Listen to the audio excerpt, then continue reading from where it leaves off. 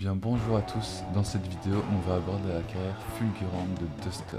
Commençons tout d'abord par leur histoire.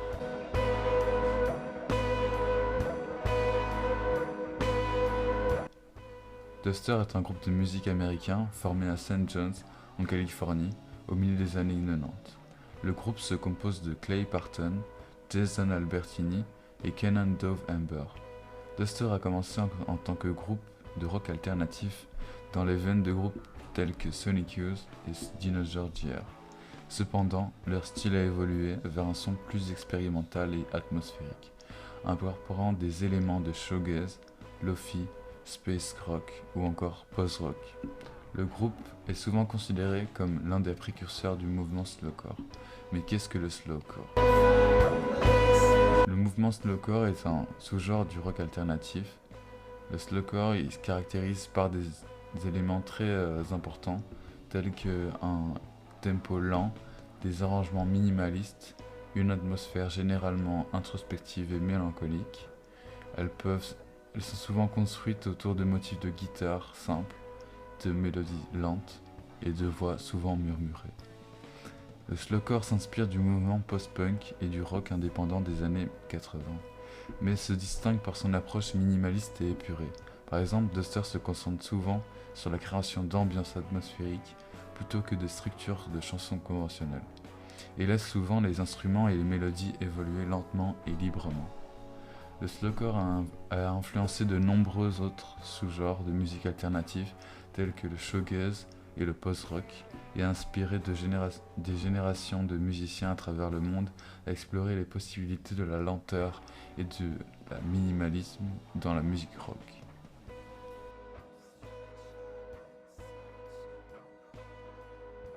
En 1996, Duster sort son premier album intitulé Stratosphere sur le label Up Records. L'album est bien accueilli par la critique et devient rapidement un album culte dans la scène indie rock. Stratosphere est caractérisé par des guitares lourdes et réverbérantes, des voix chuchotées, des rythmes lents et des arrangements stratosphériques. Le deuxième album du groupe, Contemporary Movement, sort en 2000, mais ne rencontre pas le même succès que le premier album. Malgré cela, le groupe continue à enregistrer de la musique et à tourner, en sortant plusieurs EP et albums jusqu'à sa dissolution en 2001. Duster est resté relativement méconnu pendant plusieurs années, mais leur musique a continué à inspirer des générations de musiciens, en particulier dans la scène indie et lo-fi. Lo-fi, c'est un genre caractérisé par le fait que la musique soit enregistrée dans un cadre comme dans une chambre. On a l'impression que c'est fait devant nous, qu'il n'y a pas beaucoup de moyens. Souvent on utilise un bête micro et un ordinateur sans aucun mix, et ça donne une atmosphère très proche, comme si on était proche de musiciens et qu'il n'y avait pas de barrière entre lui et nous. En 2019, donc, le groupe a repris et a annoncé un nouvel album intitulé Duster, donc un album éponyme. Le groupe a également entrepris une tournée en soutien à cet album-là.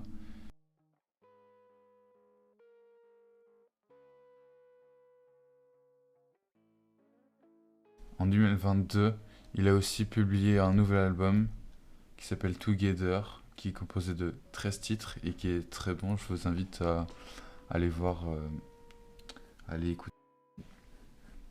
Donc aujourd'hui, Duster est reconnu comme l'un des groupes les plus influents de la scène indie américaine des années 90, et leur son atmosphérique et expérimental continue d'inspirer de nombreux musiciens à travers le monde. Donc on va se pencher plus sur pourquoi et comment Duster a percé. Duster a gagné en popularité grâce à leur premier album et est devenu un groupe culte pour plusieurs raisons.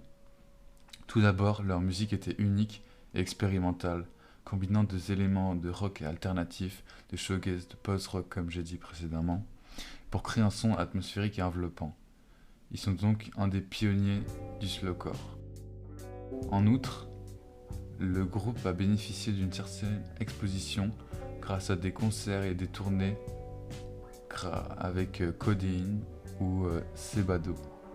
Enfin, Duster a également été reconnu pour leur esthétique visuelle, avec des pochettes d'albums minimalistes et évocatrices qui représentaient l'atmosphère introspective et atmosphérique de leur album et de leur musique en général.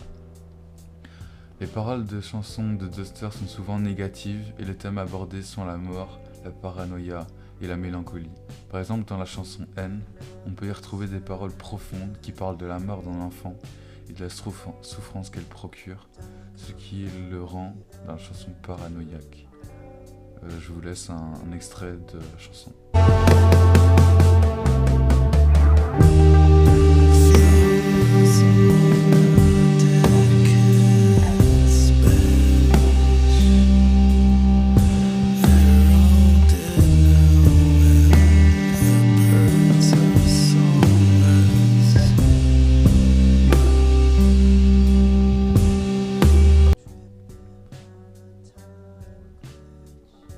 Les membres de Duster ont également produit d'autres albums que Duster. Ils ont joué dans différents groupes au fil des années. Par exemple, Clay Parton a formé un groupe appelé The Strapping Phil Hands avec des membres de FSA Records. Donc c'était un label qu'il connaissait, qui était basé en Pennsylvanie. Il a également collaboré avec d'autres musiciens dans des projets tels que A1 et The Lowdown, qui sont d'ailleurs de très très bons projets, je trouve, qui représentent surtout le premier, qui représente fort l'atmosphère et la patte de Duster, toujours avec un mouvement slowcore mais qui est quand même assez différent. Jason Albertini, quant à lui, a joué de la basse pour plusieurs autres groupes, dont Built to Spilled, Helvetia, qui est un très bon groupe, et de Microphone. Il a également sorti de la musique en solo sous le nom de Dolo Rata. Canon Dove Amber, quant à lui, a joué dans des groupes comme Six Part 7 et Solterona et a également sorti un album sous le nom de Sea Dove Amber. Bien que les autres membres aient joué dans d'autres groupes que Duster, il convient de noter que Duster est leur projet principal et c'est celui qui a le plus marqué la scène musicale indépendante américaine. C'est déjà la fin de la vidéo, j'espère qu'elle t'aura plu et que tu as pu apprendre des choses sur ce groupe qui est Duster. Je t'invite, si tu as apprécié la vidéo, à t'abonner pour de prochaines vidéos et pour me soutenir. À la prochaine.